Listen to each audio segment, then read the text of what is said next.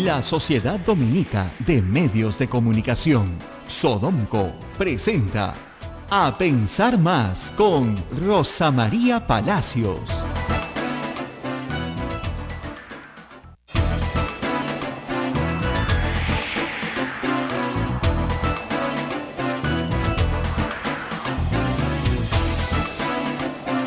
Señoras y señores, muy buenos días, bienvenidos a Pensar Más con Rosa María Palacios a través de las emisoras de la Sociedad Dominica de Medios de Comunicación.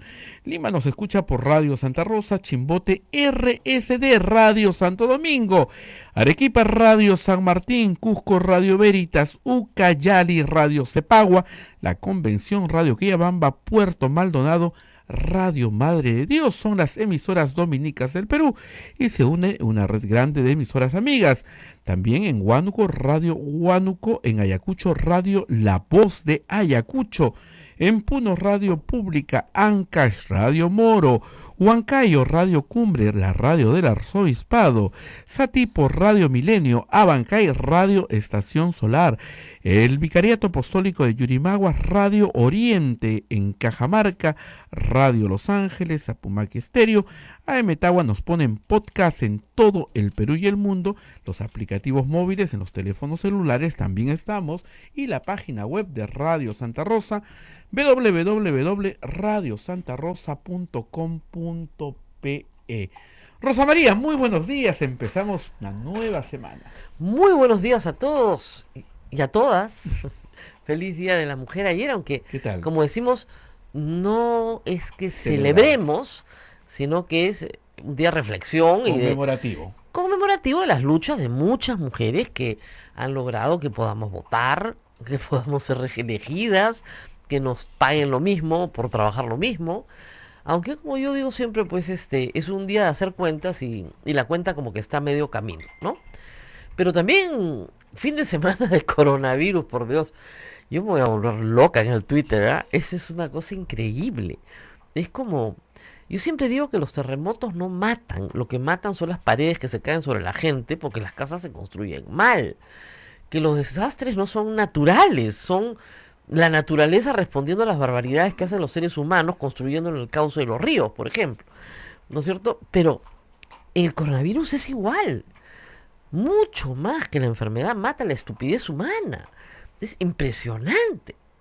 A ver, además se nos han explicado hasta el cansancio, ¿no? Acá hemos tenido al jefe de epidemiología, lo hemos visto todo este fin de semana, nuestro jefe de detectives virales, explicando todos los síntomas. Si usted viene de Europa o del Asia y tiene estos síntomas, llame al 113. ¿Qué haces? Te vas a una clínica privada. Pero si estás viniendo de Europa y tienes los síntomas, ¿por qué no llamas primero al 113? Porque no tienes idea, porque nunca te ha importado, porque no te interesa. De nuevo, la ignorancia es la que contagia, pues no, la información está a la mano, ¿ah? Y la familia que está en cuarentena ahora, uno de los familiares se ha quejado amargamente porque les dijeron que iban a tener atención médica rápida del MINSA y se demoraron unas horas en mandarles un médico. Y el MINSA dice, pero si los hemos atendido. El MINSA está convencido de que ha cumplido sus obligaciones porque entiende el castellano en esos términos. Pero la clase alta limeña no entiende rápido como en las siguientes 24 horas. Entiende rápido como instantáneo. Entonces es un problema cultural. No hay forma de que se entiendan. Y además, esta queja se repite en los noticieros. No los han atendido. No, sí los hemos atendido, dice el MINSA. No, pero ustedes los ofrecieron rápido. ¿Rápido, pues? En las siguientes horas. Ah, no, muchas horas. Tiene que ser instantáneo. Para una gripe, porque el coronavirus es una gripe, por el amor de Dios. Donde en este grupo familiar, gracias a Dios, nadie está grave. Entonces ahí vienen los problemas culturales, que son los que realmente terminan matando. Una señora grava a una chica muy joven dependiente en la clínica Delgado, que es la que atiende al público en la mesa de entrada, que dentro de su preparación, que es poca, la señora exige que a su hija, que está resfriada y que no la dejan ir a la universidad, con toda razón, ¿no es cierto?, exige que le hagan un descarte de coronavirus para que la hija resfriada regrese a la universidad. Esa prueba no se hace en una clínica privada, cualquiera que lea el periódico lo sabe. Y la pobre señorita de la prueba le dice, bueno señora, sí, hay una prueba viral, de descarte viral, que vale 1.700 soles. Y la señora indignada, ¿y por qué no me la paga el seguro? Porque el seguro no paga estupideces, pues. O sea, a ver, de verdad, nos tomamos pólizas de seguro para enfermedades que son necesarias, digamos, de estudiar. Si esta fuera una persona en estado crítico, que no se sabe qué virus la está atacando, ese screening se llama, ¿no? Ese peinado de todos los virus del universo que pueden existir identificados sobre esa persona es un examen de profundidad. Es como si tú tuvieras un resfrío y te mandan a hacer una tomografía. Eso no te lo va a cubrir el seguro, salvo que tengas sinusitis, ¿no? Porque no corresponde esa prueba. ¿Por qué te lo va a cubrir el seguro? Ni el mejor seguro del mundo te cubre eso. No se pueden pedir pruebas innecesarias. Para un resfrío, un screening de todos los virus del universo. Obviamente vale 1.700 soles, pues ¿qué más va a valer? Y eso es lo que la señorita le explica. Entonces, hoy día es denuncian que las clínicas privadas abusan. Las clínicas privadas no tienen los reactivos para el coronavirus. China los ha producido y los está repartiendo la Organización Mundial de la Salud de acuerdo a las necesidades de cada país. Entonces llegan reactivos para 5.000 casos. Se agotan, vuelves a pedir inmediatamente. La semana pasada, una línea aérea, no sé cuál, de Arequipa, no quería transportar las muestras selladas a Lima, al INS, para que puedan hacer el análisis. No, porque no tienen los reactivos en Arequipa, los tienen en Lima. Recién van a comenzar a hacer la posibilidad de hacer en 4 puntos del país los exámenes.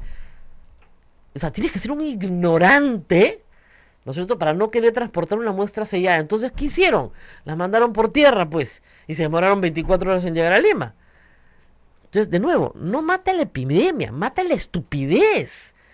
No se puede ser tan ignorante en cosas tan básicas, sobre todo, repito, si la información la están dando. Ayer también, que ¿por qué no hay control en el aeropuerto? En los aeropuertos del mundo lo único que hacen es tomarte la temperatura. ¿Y saben qué?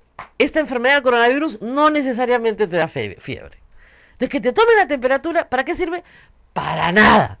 Ahora, que hagan muestras aleatorias y de repente algunas personas con temperatura les encuentran la enfermedad, sí. Pero acuérdate que tienes un número de reactivos limitado y que no le puedes hacer la prueba a todo el Perú ni a todo el que se baje del avión. Tiene que haber una historia previa que te haga sospechar.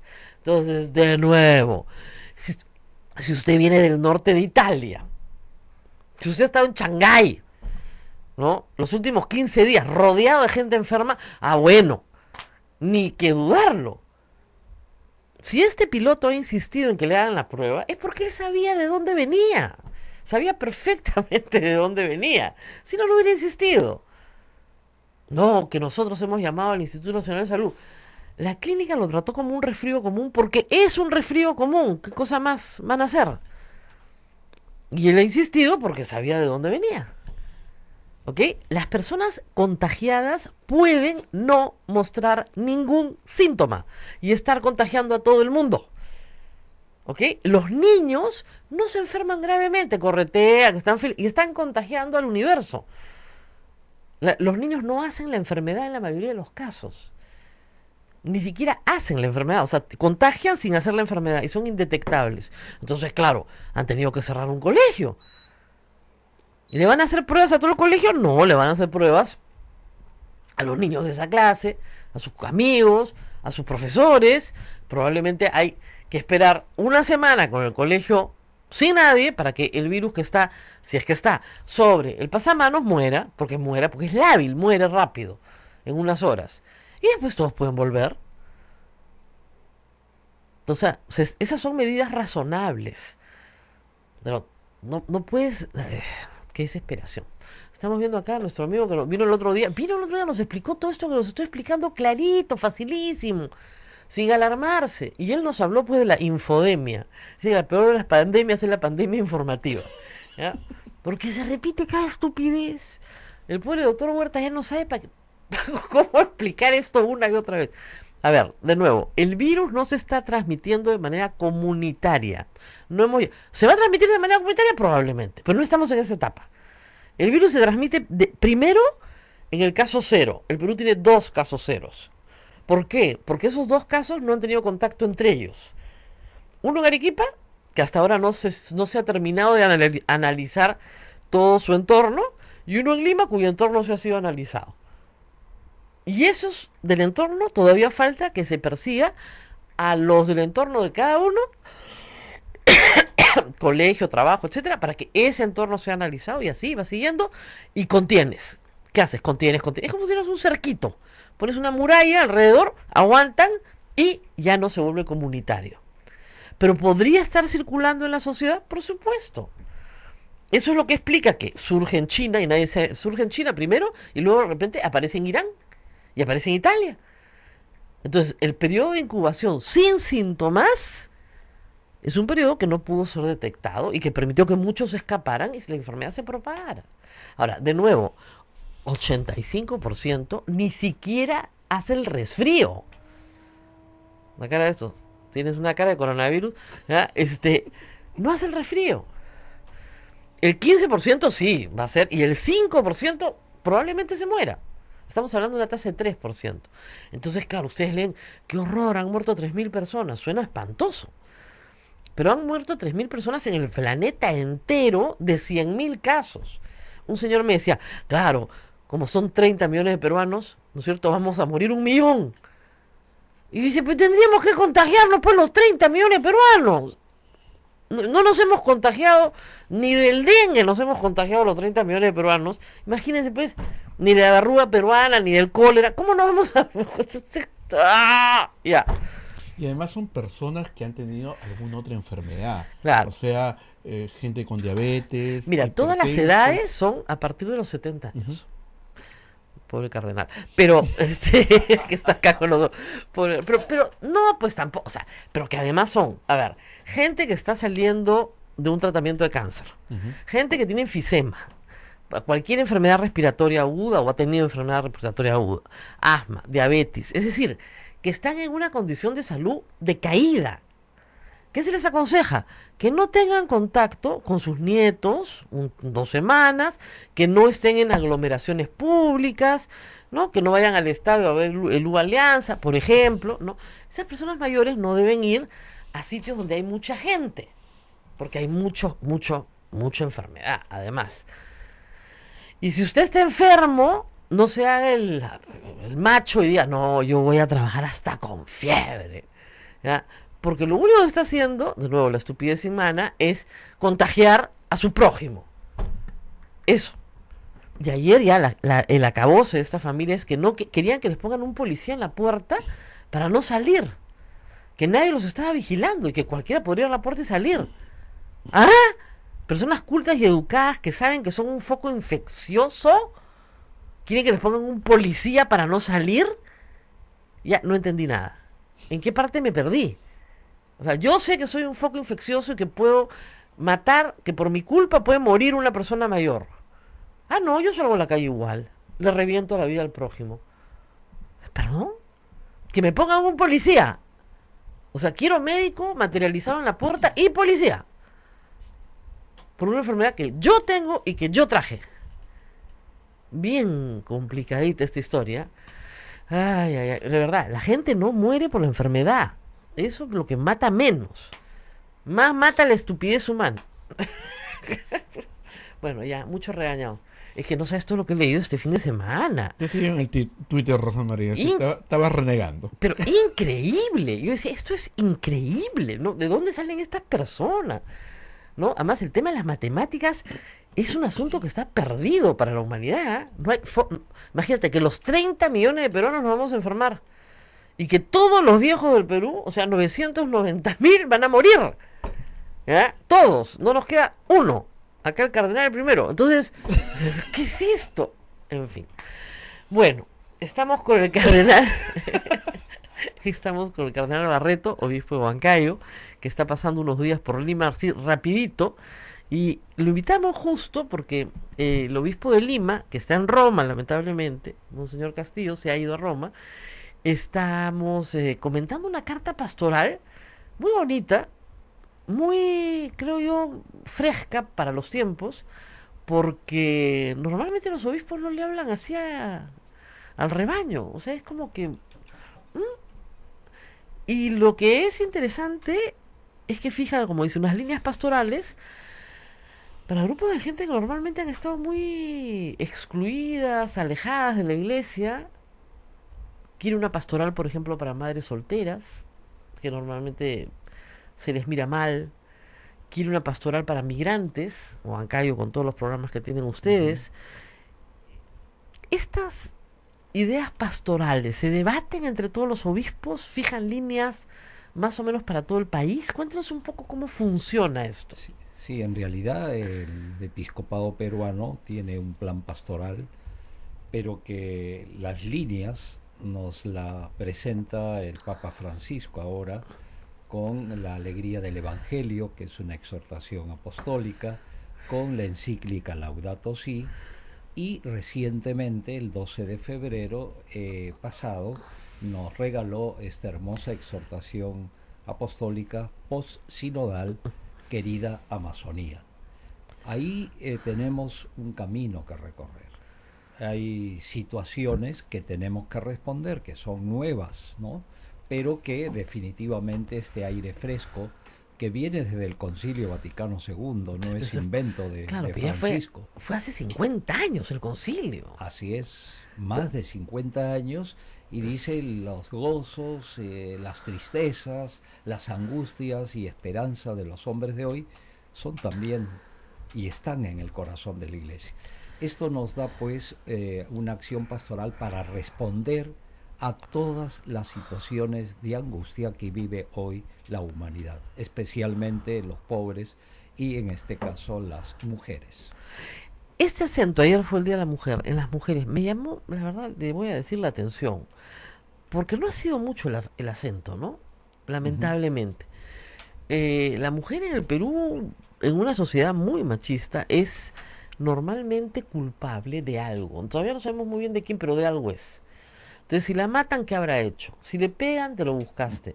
Si desaparece, no señora, su hija se ha ido con otro. Ella es la culpable, y lo hemos visto la semana pasada, ¿no? Entonces, frente a eso, ¿qué respuestas tiene la Iglesia Católica? Normalmente, mis amigas feministas critican a la Iglesia Católica por haber asumido históricamente un rol patriarcal, ¿no? Y por exigir a la mujer la perfección. O sea, la mujer tiene que ser como la Virgen o mejor. Tiene que ser perfecta. Y es bien difícil, pues, padre, ser perfecto, ¿no? Sí, pero la mejor respuesta la tiene Jesús. Cuando le presentan a una mujer, de alguna manera, vista en adulterio. Y uno se pregunta, ¿quiénes han estado viendo ese adulterio? Pero así lo dice el Evangelio. Y la presentan ante Jesús, y según la ley antigua, ¿no?, tenía que morir apedreada. Y los hombres estaban ahí, dice el Evangelio, desde los más jóvenes hasta los mayores. Y Jesús dijo esa frase que tenemos que repetir: el que esté sin pecado, que tire la primera piedra. Y comenzaron a salir desde los más viejos a los más jóvenes. Y cuando Jesús se encuentra con la mujer, le dice: nadie te ha condenado, yo tampoco te condeno, y no vuelvas a pecar. Entonces aquí tenemos esta visión de la dignidad de la mujer en una sociedad machista, donde la ley de Dios antigua permitía eso. Pero Jesús dice claramente: antes se hacía esto, pero yo les digo que toda persona, varón o mujer, tiene que ser respetada en su dignidad. El otro tema de las líneas pastorales que no abandona Monseñor Castillo es el tema de los abusos cometidos dentro de la iglesia. Y todavía tenemos en el Perú y en el mundo, pero en el Perú también, personas muy molestas, y con toda razón, porque no han encontrado la respuesta que buscaban. Algunos alejados completamente de la iglesia, pero otros dentro de la misma iglesia, diciendo: yo no he perdido la fe. ¿Y cuál es la respuesta para mí? Y no hay respuesta. No es posible seguir esos casos ya en la vía penal, casos muy antiguos, pero sí esperan algún tipo de reivindicación dentro de la iglesia.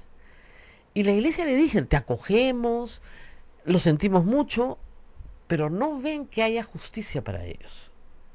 Es que en realidad, lamentablemente, la ley, en este caso del Perú,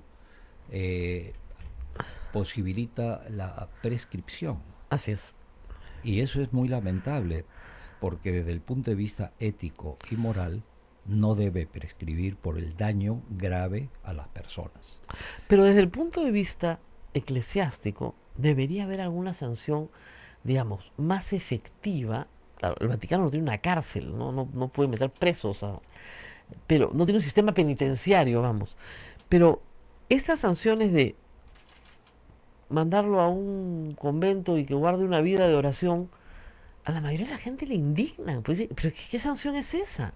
Completamente atendido en sus necesidades, no tiene ningún problema, no compensa en nada, y ese es el resto de su vida.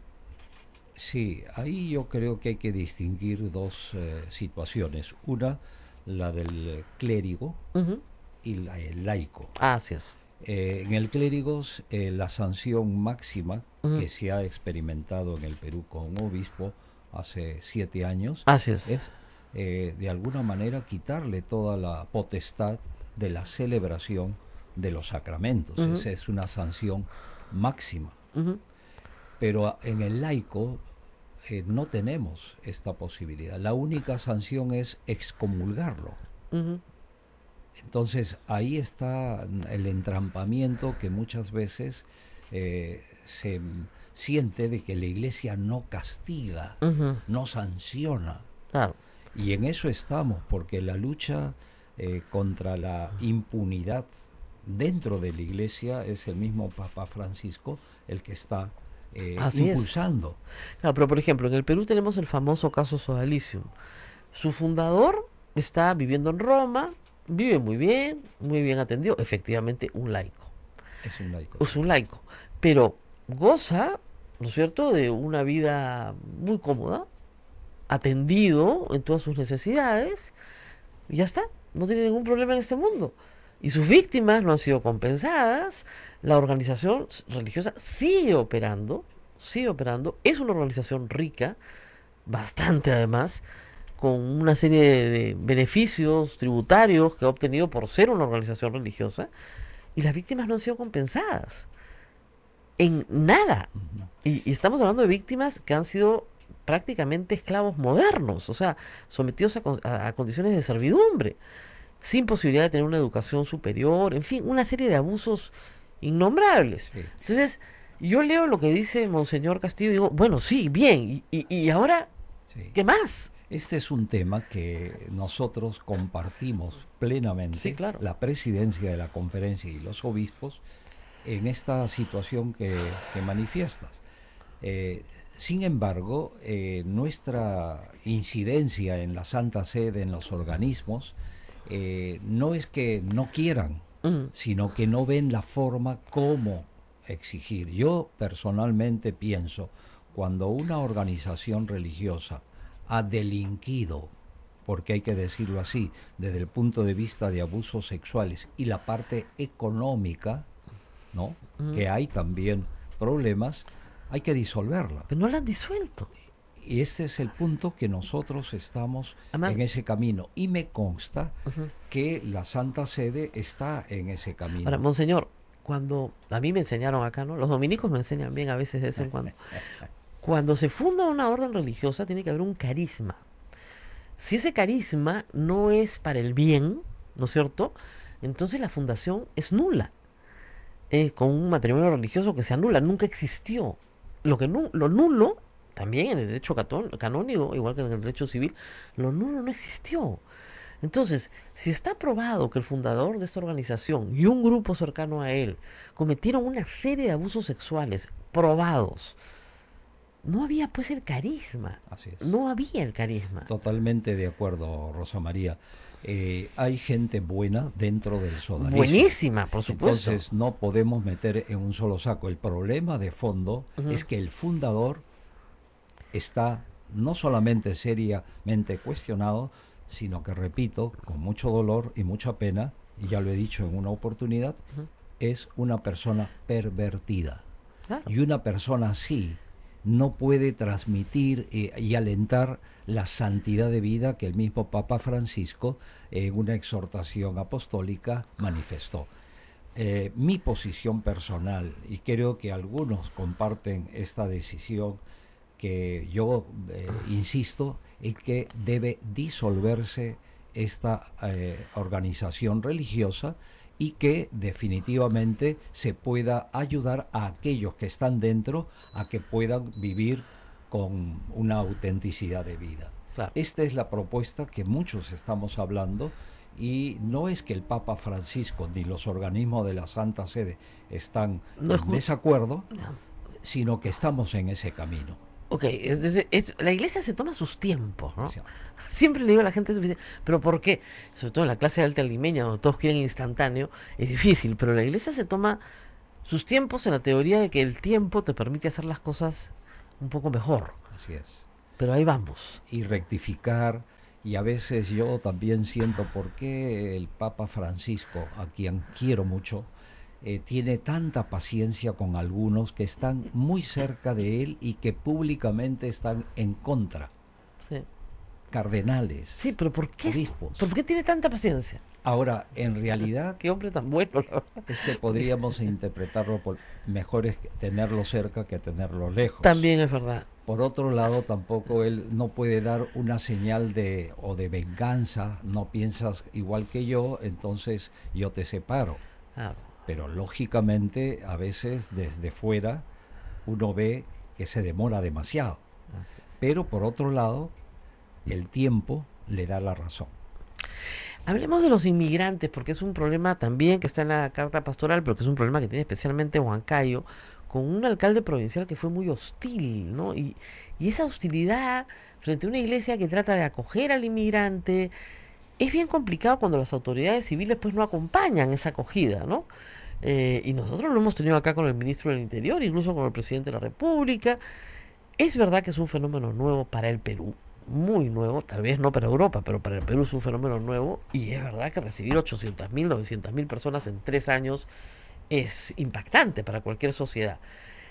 ¿Cómo viven este problema en Huancayo? ¿Hay un problema de xenofobia real de las autoridades? Sí. Lamentablemente el alcalde provincial de Huancayo está sentenciado. Además, ya no es alcalde. El problema de fondo, yo hablé personalmente en su tiempo, que no se puede generalizar, porque hay venezolanos, como hay peruanos o como de cualquier parte, que emigran y que están haciendo un bien al país donde están. Jesús fue un migrante. ¿Es verdad? Obligado. Migrante político. Se tuvo que ir a Egipto, además. Y se tuvo que ir a Egipto, de donde salió el pueblo de Israel esclavizado. Pero en fin, entonces yo creo que la actitud de la iglesia y de la sociedad tiene que ser de comprensión. Si revisamos nuestros antecesores, tenemos gente que ha venido de otros países. Mi madre nació en Buenos Aires, hija de españoles. Entonces todos tenemos... El Papa dijo, todos somos migrantes, ¿no? Todos somos migrantes. Y todos los limeños hoy, todos son hijos de migrantes.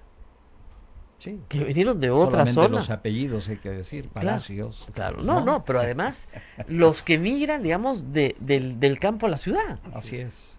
De una ciudad más pequeña a una ciudad más grande. Todos somos migrantes, pero el problema es que el migrante es estigmatizado. Si yo le diera a leer lo que me escriben acá, usted se muere de las cosas que la gente escribe contra los venezolanos, a los cuales estereotipan, ¿no? Entonces es el venezolano es, o la venezolana es, y el estereotipo se cae muy rápido contra la realidad, pero lamentablemente si la autoridad dice cosas como no le den trabajo a los venezolanos, ¿qué hacemos?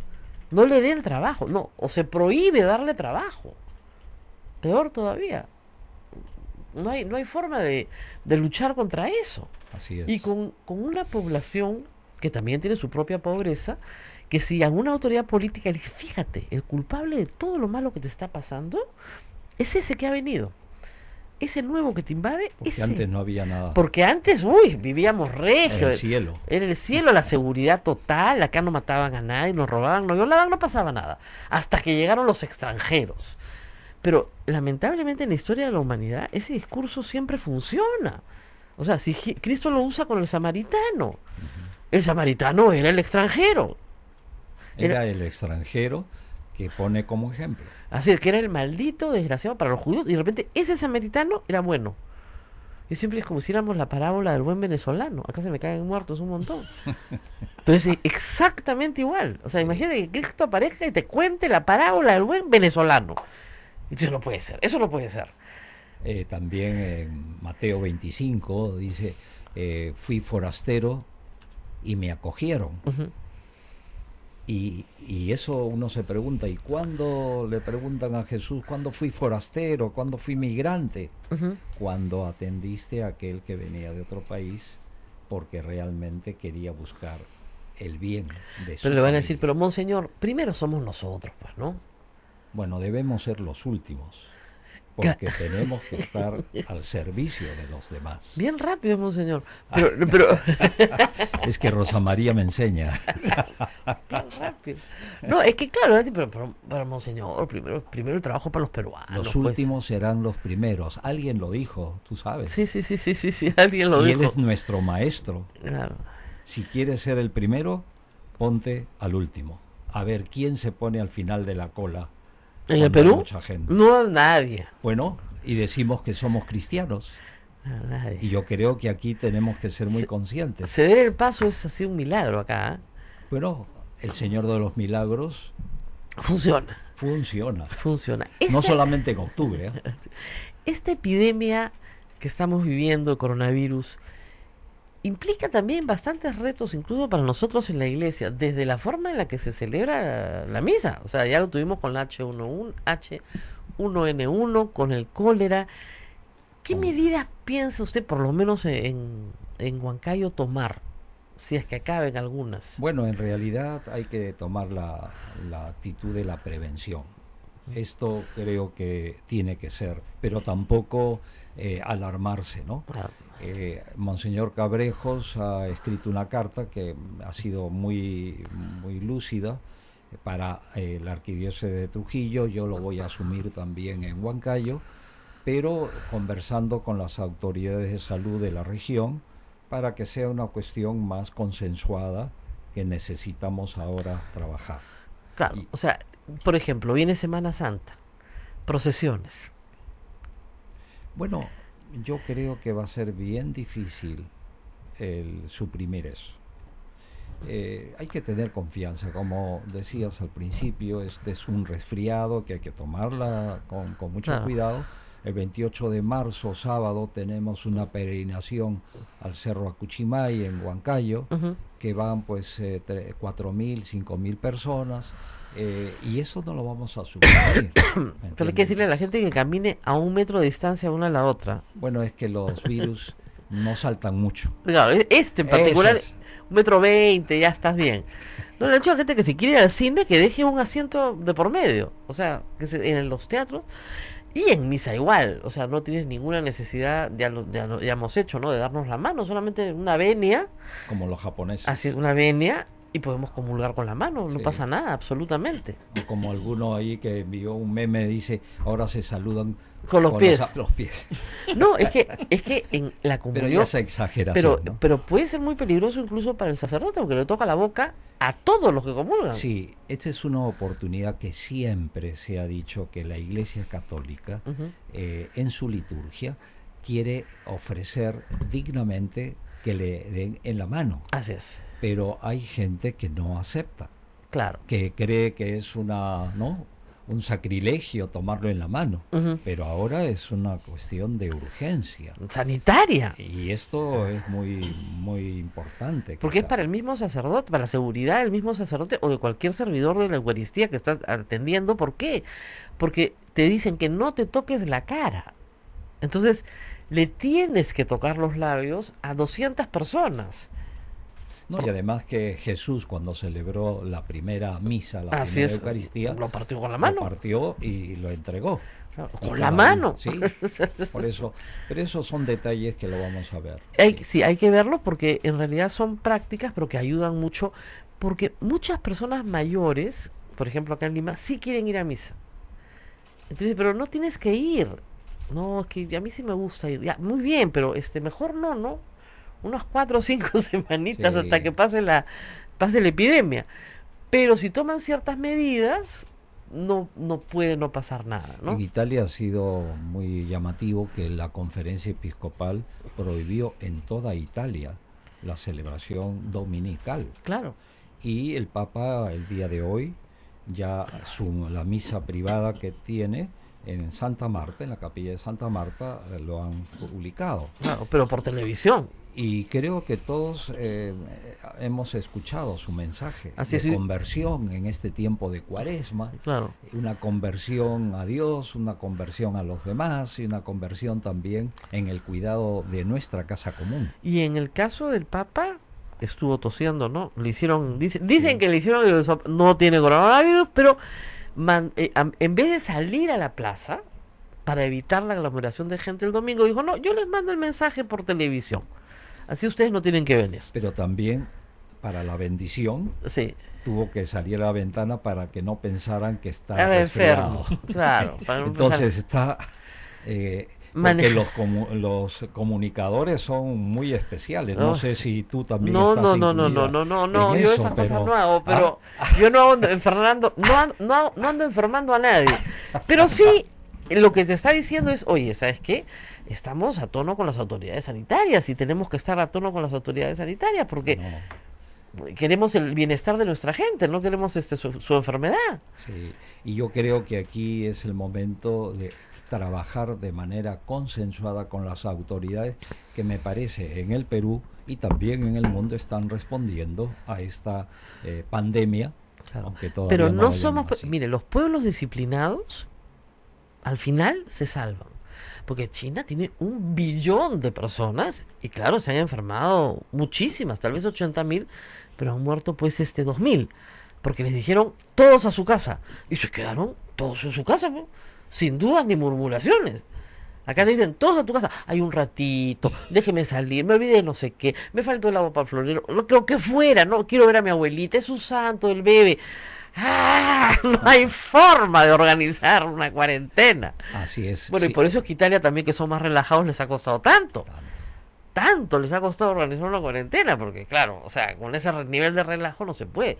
Un poco de disciplina. Así es. Pero no somos muy disciplinados, pues padre, ¿qué podemos hacer? ¿Qué Bueno, podemos hacer? Es que la experiencia nos exige realmente ser disciplinados, es decir, tener un orden, porque el desorden es la madre de todos los vicios. Y ahora estamos preocupados por el virus, ¿no? Claro. El coronavirus. En el Perú nadie tiene corona, No. nadie. Entonces, pero hay que asegurar de que el coronavirus nadie lo tenga, porque nadie tiene corona en este país. Eso y en el esperamos, mundo. pero lamentablemente es una enfermedad, no hay más que hacer. Bueno, monseñor, muchísimas gracias por haber venido. ¿Se va usted también a Roma? No. No. Felizmente está por acá. Estoy por aquí. Hay una pregunta. Sí. Sí. Monseñor, ayer el presidente de la República le preguntaron sobre la pena de muerte y nuevamente dejó una ventanita abierta para estos casos de violadores, como por el caso de la niña Camilita. Nuevamente volvemos al tema de la pena de muerte. ¿Qué podría decir usted? Bueno, en el catecismo de la Iglesia Católica dejaba una rendija muy estrecha para la pena de muerte en caso de no reaccionar. Pero esto, el Papa Francisco ya lo ha suprimido. Ujú. O sea, ya no hay ninguna justificación que acredite la posibilidad de la pena de muerte. Nadie tiene poder, ni siquiera una ley que mande liquidar o Para quitar matar, la vida. Quitar la vida. Para nosotros, ¿no es cierto? Para los católicos. Pero claro, el Estado es laico. Pero aún para el Estado hay una serie de tratados internacionales que nos obligan. Y yo explicaba ayer, la denuncia del tratado es un año, la reforma constitucional que hay que hacer es otro año. La modificación del Código Penal son 6 meses. Antes de 2 años y medio tú no verías ningún resultado y la ley no tiene efecto retroactivo. Entonces, no sean demagogos. Sí, pero Rosa María, hay una frase que me parece muy actual, que es de San Pedro, el apóstol Pedro. Hay que obedecer a Dios antes que a los hombres. Sí, claro. Si una ley dice que puede haber pena de muerte, la Iglesia mantendrá su actitud y decir hay que obedecer a Dios antes que a los hombres, porque la ley es para el bien común, para el bien de todos, sin excepción. Claro, y la Iglesia ya ha pasado, con 2000 años de historia. Y Santa Inquisición. O sea, ya hemos tenido hasta la Santa Inquisición. O sea, ya pasamos por esto, más bien con la experiencia, ya sabemos cómo es. Y el problema, creo yo, más grave, al margen que la pena como venganza fue sustituida justamente por Cristo. Cristo es el que dice, ya no ojo por ojo. Justicia, sí, pero no venganza. Pero 2000 años después seguimos pensando en la venganza. Pero el problema más grave todavía, incluso para los vengativos, es que el error existe y puedes estar matando a un inocente. Y esa sola posibilidad hace inviable cualquier pena de muerte. Porque si matas a un inocente, además, disculpen, no, muchachos, con estos jueces, Ave María. O sea, ¿le entregamos a la mafia, a los hermanitos, el poder sobre la vida y la muerte? Imagínese usted el poder sobre la vida y la muerte, que es lo más sagrado que tiene la humanidad. No, la verdad que yo estoy con usted, padre, de ninguna manera, pero yo he sido abolicionista desde cachimba, o sea que no siempre he tenido la misma posición. Pero entiendo que mucha gente pues pueda debatirlo, ¿no? Y es un tema debatible, pero creo que políticamente se utiliza para distraer, ¿no? Alan García era un maestro. Quería un referéndum. Y yo me tiraba por la ventana y decía, no se puede hacer referéndum sobre derechos humanos, está prohibido. Para la disminución de derechos humanos, la Constitución, artículo 32, prohíbe el referéndum. O sea, por lo menos lean. ¿Alguna otra pregunta, Abel? Bueno, no, son 8:44. Nos tenemos que ir porque Monseñor tiene que, nos dijo hasta las 8:45 nada más puedo. Puntualitos. Vamos a una pausa y regresamos con el ex ministro de Economía, Miguel Castilla, que va a hablar con nosotros porque él, como ustedes saben, ha sido imputado en la investigación preparatoria ya del caso Gasoducto. Y tiene varias cosas que contar para que ustedes tengan una mejor percepción de qué es lo que está pasando en ese caso. Muy bien, pausa y regresamos.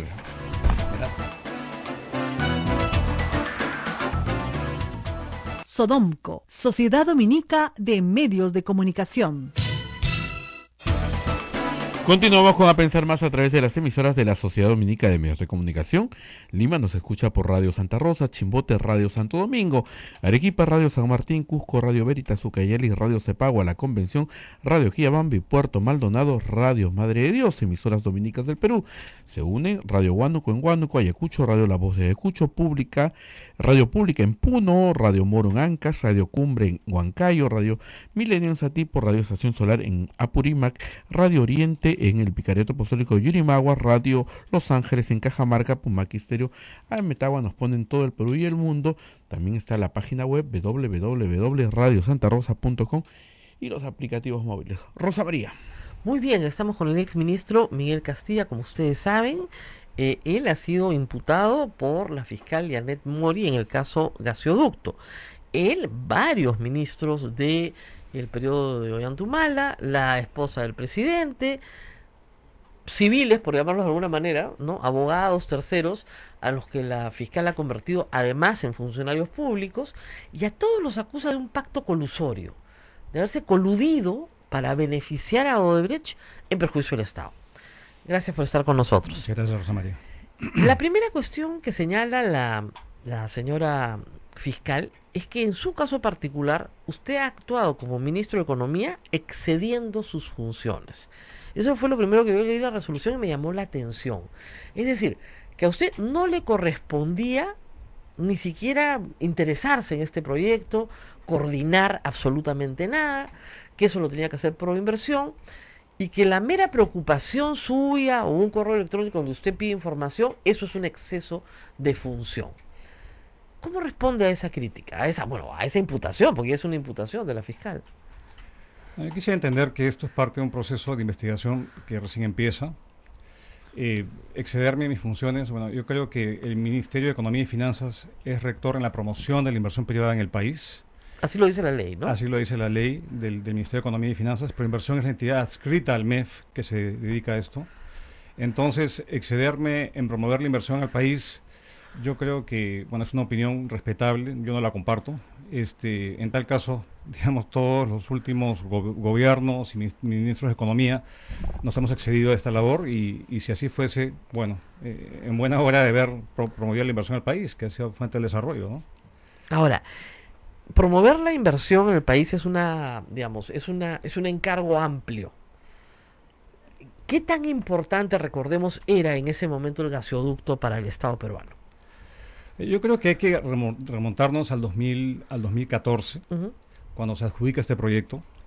Es justamente cuando el mundo estaba cayendo en un menor crecimiento y había habido un colapso en los precios de los commodities que exportamos. Y había una necesidad importante de tener proyectos grandes que movilicen la economía, que reactiven la economía. Y en este proyecto en particular tiene una característica que no ha sido muy explotada. Una fuente de competitividad en el país es el bajo precio de la energía. Por lo tanto, asegurarnos tener una oferta, amplia a precios baratos es lo que hace que una economía pueda crecer y desarrollarse. Un factor que nos diferencia con Chile, por ejemplo, es el precio de la energía. Entonces, este proyecto en su momento era muy importante, era uno de los proyectos emblemáticos del presidente Humala y que lo venía gestando desde el inicio de su gobierno. Por lo tanto, yo creo que no hay que dejar eso de lado. Y este proyecto, conjuntamente con otros proyectos de inversión, Rosa María, que eran importantes en ese momento. Ahora, en este proyecto, el de gasoducto, venía de otro proyecto, frustrado de la etapa de Alan García. Un proyecto que no se llega a realizar. Y el Estado peruano decide sacarlo en licitación nuevamente. En Kuntur, Odebrecht había tenido una participación también y estaba interesado. La acusación es que ustedes se coluden para que Odebrecht resulte ganador.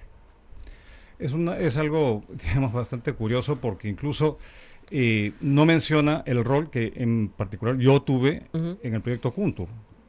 El Ministerio de Energía y Minas, en 2012, hace una solicitud para evaluar una pretensión de parte de la empresa Odebrecht, titular de la concesión de parte de Kuntur.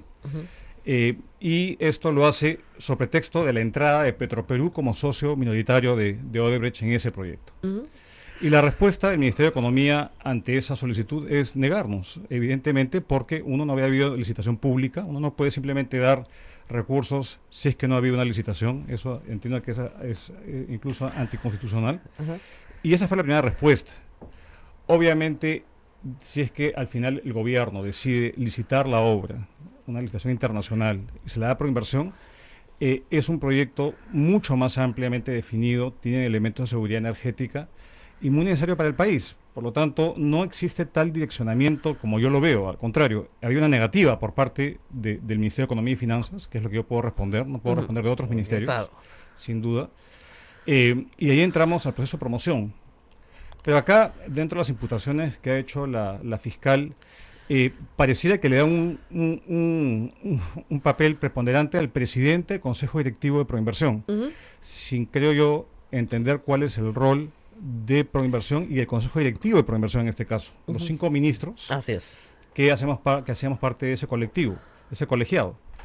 El ministro de Economía es quien dirige las sesiones, pero quien propone, quien plantea, es el Ministerio de Energía y Minas. En este caso, porque en otros casos es el del sector correspondiente. Correcto. En el caso del metro fue el ministro de Transportes. Exactamente. En el caso de los proyectos de irrigación, el ministro de Agricultura. Así es. Y ese rol es importante entenderlo. Yo no estoy ignorando cualquier responsabilidad que yo haya tenido en cumplimiento de las funciones que la ley me otorgaba. Ajá.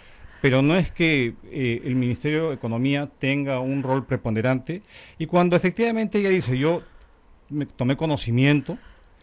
Tomar conocimiento, en mi humilde opinión, no significa direccionar, sino, yo era ministro de Economía en ese momento. Informarme es muy distinto a decirle a algún miembro del comité haga de esta forma o de la otra, cosa que nunca ocurrió y que nunca nadie lo ha dicho. Yo confío en que la Fiscalía, ahora que va a interrogar al señor Barata en Brasil, pueda efectivamente preguntarle cuál fue el rol del ministro Castillo y de otros. El señor Barata ha dicho que no se le pagó ningún soborno a ningún funcionario público. Eso lo ha dicho. Que los pagos ilícitos se hacen solamente por espionaje comercial a privados, abogados, allegados de la competencia, para que el gerente de la competencia, para que les diera información. Y ellos así lo han reconocido. O sea, todo esto está reconocido en el expediente. Pero la fiscal, yo tengo la impresión de que tiene que incorporar a los ministros, porque si no, no puede acusar a nadie por colusión. Porque si no tiene funcionarios públicos, no hay colusión posible. Ese es el problema grave que tiene esa acusación. Y los que recibieron no eran funcionarios públicos. Y además ella los convierte en funcionarios públicos, de facto, porque sí, incluían a Nadine Heredia, más los abogados y todos los demás, para poderlos acusar por colusión, porque si no, no podría acusarlos por colusión. ¿Esa es la lectura que sus abogados tienen también? No, esa es la lectura, definitivamente, y acá hay que añadir un par de elementos adicionales, Rosa María. Parte de la génesis de esta investigación es un informe, es una auditoría de la Contraloría, donde encuentra una serie de irregularidades en este proceso. De esas 5 irregularidades, 4 han sido desestimadas por el Tribunal de Apelaciones de la Contraloría. La oferta de gas, la demanda de gas, cambios en las cláusulas, etcétera. Y la quinta, que todavía mantiene, es la famosa descalificación del postor competidor de Odebrecht. Y esa cuestión se encuentra judicializada y se le ha dado en segunda instancia la razón a Proinversión. Por lo tanto, con respecto a lo que fue el documento... Pero en un juicio civil. Correcto. Claro, y hay un amparo pendiente que debe llegar al Tribunal Constitucional eventualmente. Hasta ahora, Proinversión en un juicio civil le han dado la razón.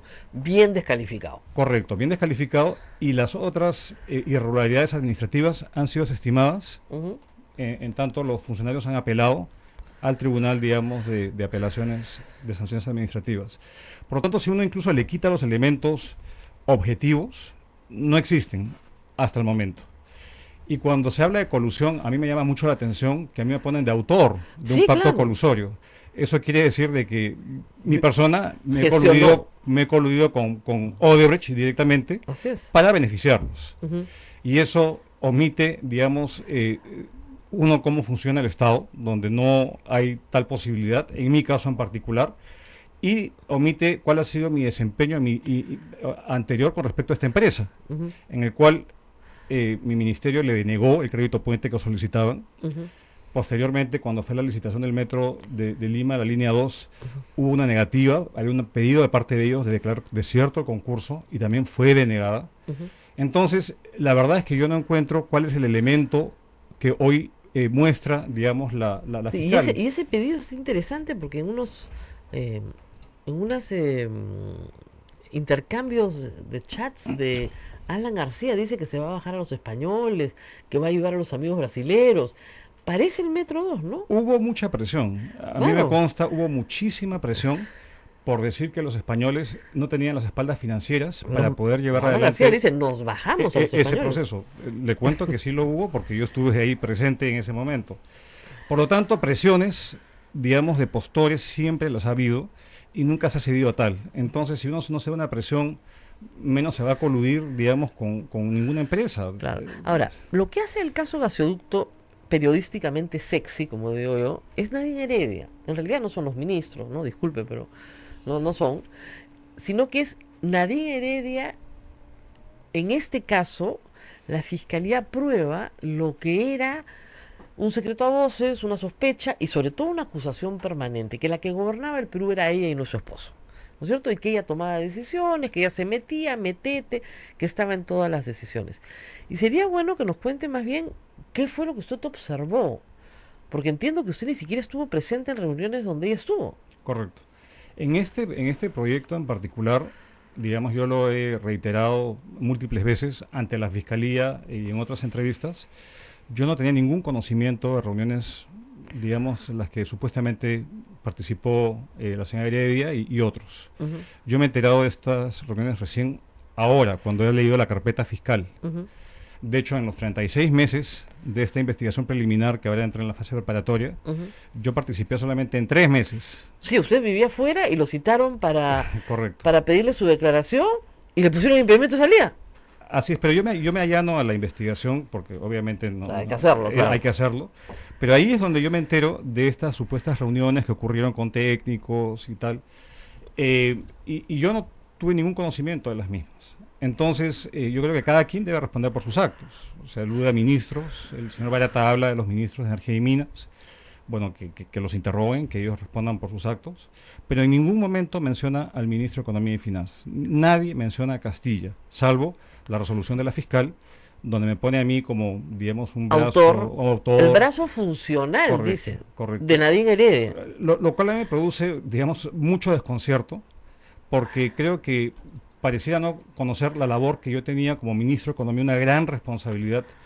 No tenía solamente un proyecto, tenía 30 proyectos en agenda en Proinversión, tenía la conducción de la economía en un momento complejo, no solamente cuando entré, cuando había un desconcierto inicial por lo que significaba, digamos, este gobierno cuando recién fue elegido. Recordemos el desplome en la bolsa, el pánico financiero y económico que hubo, la tranquilidad que hubo posteriormente, y justamente en 2014 se repetía una situación parecida a la que vemos hoy en día, un pánico externo. En ese momento había una caída en los precios de los commodities, hoy en día hay un pánico por el tema del coronavirus. Claro. Entonces mi preocupación era sostener la economía. Esa era mi preocupación central, no ponerme en coordinaciones ni cuestiones que no tenía, la verdad, mi responsabilidad era muy grande para yo dedicarme a ese tipo de temas. Yo he leído la resolución, tengo la sensación de que, digamos, si usted no está, no tienen cómo meter a nadie en Heredia.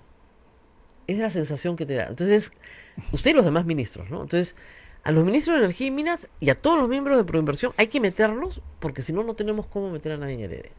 Y el botín, digamos, es Nadine Heredia, no ustedes. Pero bueno, vamos a hacer una pausa y regresamos. Sodomco, Sociedad Dominica de Medios de Comunicación.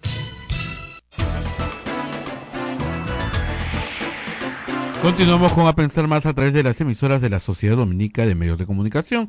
Rosa María está conversando con el exministro de Economía y Finanzas, Luis Miguel Castilla.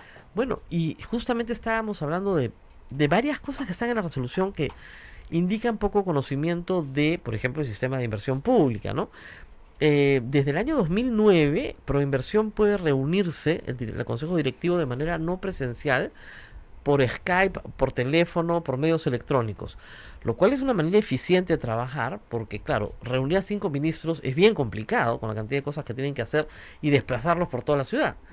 Pero eso parece que la señora no tenía conocimiento. Hay una directiva que establece eso y los ha sancionado. O sea, hay una no una sanción, ¿no? Pero hay una imputación por las reuniones no presenciales y por firmar las actas de las reuniones no presenciales. Claro, ahí lo que la fiscal imputa es que fueron sesiones simuladas, de que no hubo deliberación y que esa no deliberación fue para favorecer a Odebrecht. Claro. Lo cual creo que desconoce el accionar, digamos, que hasta la fecha ocurre y que ha ocurrido desde siempre, sesiones no presenciales, donde efectivamente había una deliberación, había intercambio entre los técnicos y no se aprobaba hasta que la última observación del último ministro fuese levantada. Mi defensa ha solicitado que pidan los correos electrónicos y el intercambio, porque no solamente es una votación, ya apruebo y chau. Claro. Efectivamente hay intercambios de los ministros, equipos técnicos que constan en los expedientes de Proinversión. Y son 8 los hechos que digamos que la fiscal me imputa. Uno, haber sido parte del Consejo Directivo que incorporó el proyecto al proceso de inversión, haber haber ampliado el plazo del cronograma, que de hecho fue a favor de la competencia, no de Odebrecht. 4 cambios que son absolutamente, digamos, los mismos cambios que se hacen para cualquier tipo de aprobaciones, que son para cambios en las bases que son los mismos que se hacen para cualquier proyecto que está concesionado. el tema de la aprobación de la versión final del contrato. Esas son las imputaciones que me hacen. O sea, la imputación es, ¿por qué lo sacó a licitación? Exacto. ¿Por qué cambiaron las bases? ¿Por qué dieron un plazo mayor que favorece la competencia? ¿Y por qué firmó el contrato? Básicamente. Entonces, el Perú no podría tener ministros bajo esa tesis. Bajo esa tesis y ni funcionarios públicos, ni podría tener contratos. Y el mismo tipo de acción se hace para todo proyecto. Así es, no es claro. que hubo nada, digamos, y cada una de esas acciones tienen el respaldo de informes técnicos y jurídicos. Por lo tanto, yo solicito que, ¿por qué no también llama a todos los funcionarios que visaron y firmaron esos informes? Claro. Porque no se encuentran, digamos, en la tercera parte operativa de esta supuesta asociación ilícita para delinquir. No se encuentran muchos funcionarios. Claro. Entonces, digo, cuando yo aprobé ciertos cambios fue porque tenía la confianza en los informes que me presentaban para todos los funcionarios, para poder tomar una decisión. Ya, que llamen a todos los funcionarios. Correcto, que hagas una investigación rigurosa, pero no solamente que se llegue a un nivel superficial de porque firmó una sesión no presencial, lo cual, digamos, yo quiero pensar que todavía es muy prematuro y digamos, está muy verde la investigación. Usted trabajaba en el BIT. En el BIT, correcto. En el BIT hasta diciembre del año pasado. Usted vino unas horas para efectivamente hacerse presente en una diligencia que habían solicitado su presencia. Del término de esta, le pusieron un impedimento de salida. Correcto. Usted perdió su trabajo. Sí, yo tuve que renunciar a mi trabajo porque estábamos esperando, el BID estaba esperando, digamos, la decisión sobre la apelación que yo interpuse. Claro. Esa apelación me fue denegada. Fue negada. Usted se tiene que quedar en el Perú. Me tengo que quedar en el Perú y obviamente al no tener un horizonte de tiempo, Claro. tuve que renunciar. O sea que usted está en este momento desempleado por el juicio. Bueno, he tenido que emplearme rápidamente porque tengo que probar arraigos. Claro. Arraigos, y tiene que probar cualquier empleo. No, tengo un empleo, no cualquier empleo. No, pero claro, si la jueza quiere arraigo, señora jueza, ¿qué quiere que haga? Lo que usted quiera, pues ya, hago lo que sea. ¿No? He tenido la fortuna de tener un buen trabajo. Gracias a tenido Dios. Algunas ofertas, pero de eso no se trata, ¿no? No, lógico, por eso le digo, o sea, no puede ser que uno tenga que salir corriendo a buscar trabajo para Correcto. hacer feliz a la señora jueza. Correcto, yo estoy arraigado, estoy viviendo con mis padres, yo cuido de mis padres que son, digamos, mayores, ya estoy arraigado, estoy acá trabajando. ¿Guste o no guste? Bueno, yo le veo el lado positivo a las cosas. Estoy trabajando, contribuyendo a mi país, ahora el lado privado. Ahora, si usted hubiera sabido que le iban a poner impedimento de salir del país, ¿venía? Sí. ¿Así? Por supuesto. Yo le aconsejo a la gente que no venga. Ya No, lo que dijo. no. Su caso y el de Sepúlveda para mí son emblemáticos. O sea, si te van a poner una trampa, entonces mejor no venir. Bueno, a mí me han dicho que capaz soy ingenuo, Es una trampaza, pues, ¿no? pero yo tiendo a creer digamos, en las personas. A mí me citan y yo vengo. En este proceso, yo he venido 3 veces a 3 comisiones del Congreso. Claro. En la época, digamos, de Salaver y de Juan Pari incluso, de la señora Bartra. He participado en todas las situaciones que me han hecho. Sin chistar, he venido. Y evidentemente, ¿por qué sería distinto esta vez? Claro. Quien no la debe, no la teme. Y yo he venido con mi maletín, mi muda por 2 días. Y al final no he podido salir. Pero bueno, es parte de la responsabilidad de un funcionario público que tiene que rendir cuentas por sus actos. Y acá me tiene, Rosa María, trabajando. Ahora, el problema es que la doctora ha pasado la etapa preparatoria. La etapa preparatoria, y ha dicho que se va a tomar todo el tiempo del mundo, dura 3 años. 3 años, más de los 3 años. Usted tiene la suerte de haber estado 3 meses, en cierta forma, pero 3 años para el resto han sido largos, ¿no? Entonces, en 6 años, recién va a formular la acusación. Y por eso siempre te dice, estamos entre los plazos, claro. Porque hay supuestamente una organización criminal de la cual usted es parte. Y autora, además, ¿eh? No solamente supuestamente. Supuestamente está imputado como autor de una organización criminal. Entonces tiene todo el tiempo del mundo. El problema es que la señora ha formalizado investigación preparatoria, pero en esa resolución no hay medidas cautelares. Entonces se puede entusiasmar y le pone prisión preventiva a todo el mundo. Ayer hemos tenido una muy buena noticia. Yo creo que la resolución del caso de Yves Simón es un parteaguas, es simbólica. Uno de sus familiares me escribió y dije, yo estoy segura que después de lo de Susana Villarán va preso de todas maneras. Y es un caso muy parecido. Y dijeron, no, el señor vive en el Perú, el señor no ha obstruido la justicia, no tiene peligro de fuga, su familia está acá, no tiene plata, que se quede afuera, que se defienda. No, yo confío que la justicia, yo confío digamos, en lo que los jueces determinen, porque bueno, yo me tenía que volver medio penalista, y hay 4 presupuestos, ¿no? O sea, el tipo del delito, si es que la sospecha debe ser muy fuerte para que uno sea, digamos, le dé prisión preventiva.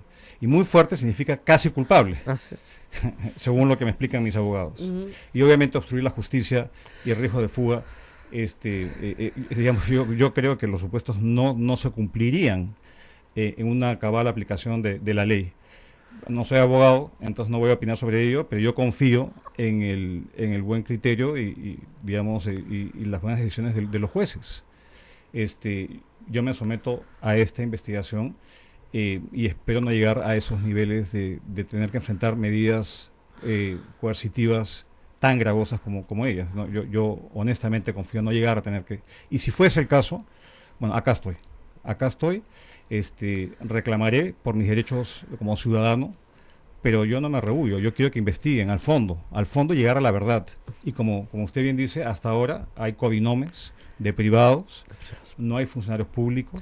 Ahora, parece ser, leyendo un poco las declaraciones y el expediente, que sí hubo una concertación para que el proyecto no salga. O sea, eso es lo que te da la impresión. O sea, que habían intereses eléctricos en el Perú para que el proyecto al final se cayera. Correcto.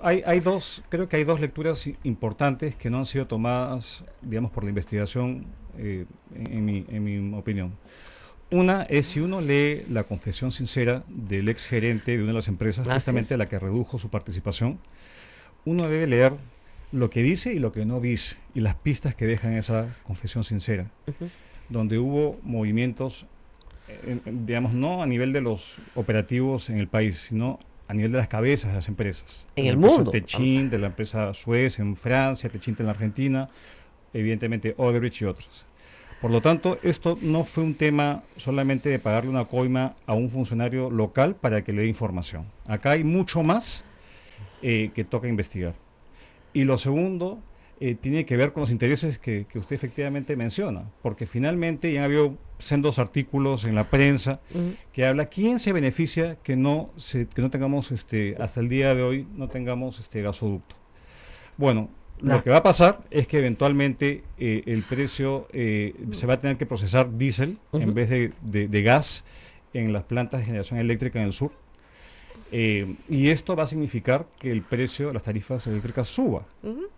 Y bueno, ¿y quién se beneficia de que el precio suba?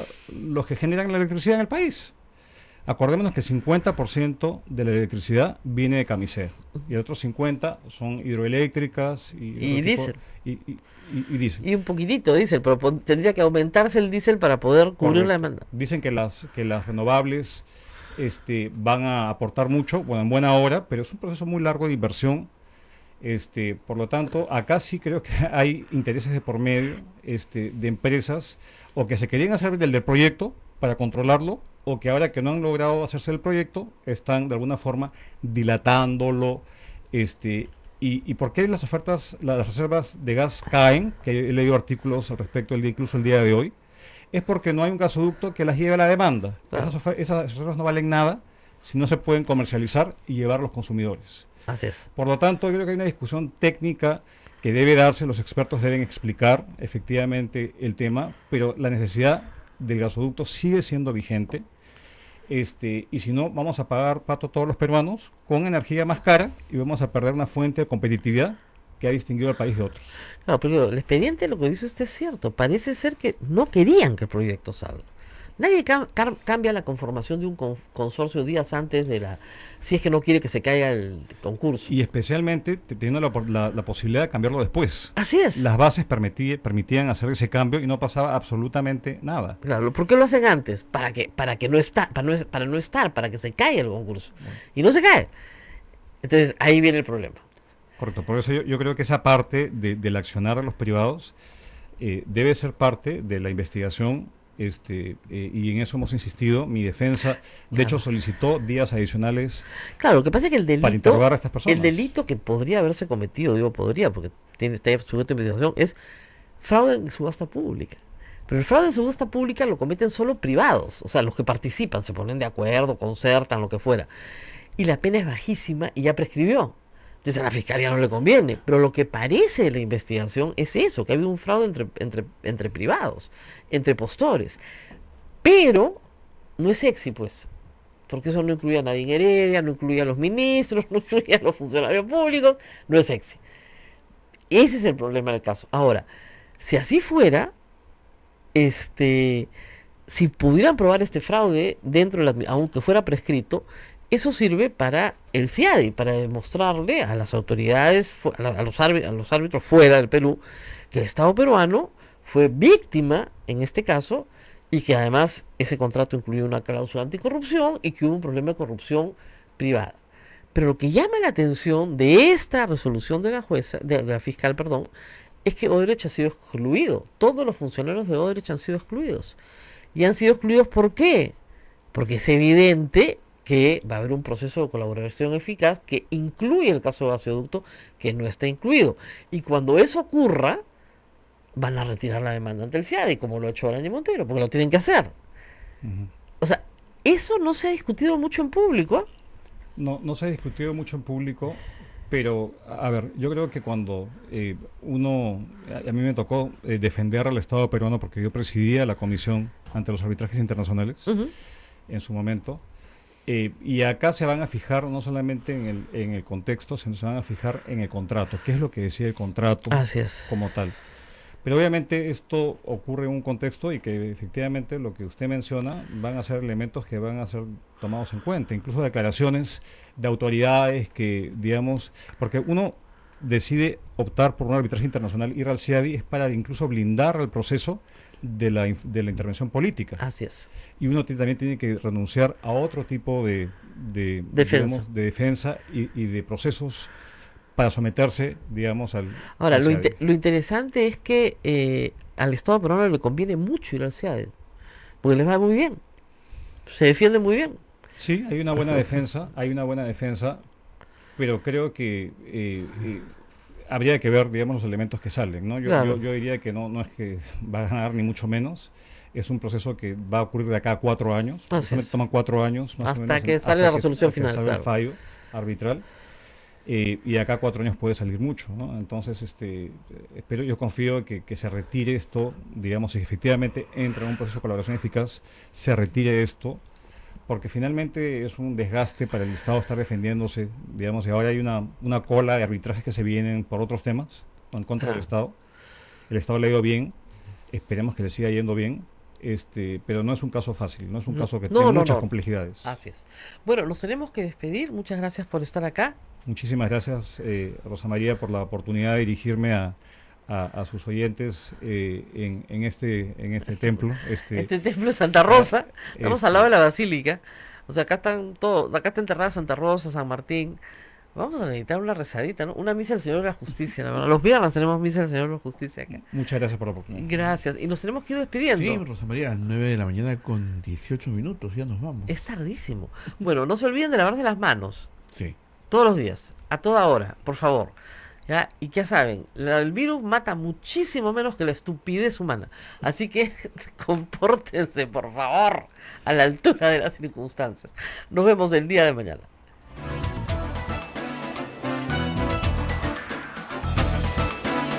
Hasta aquí, A Pensar Más con Rosa María Palacios. Este programa fue producido por la Sociedad Dominica de Medios de Comunicación, Sodomco.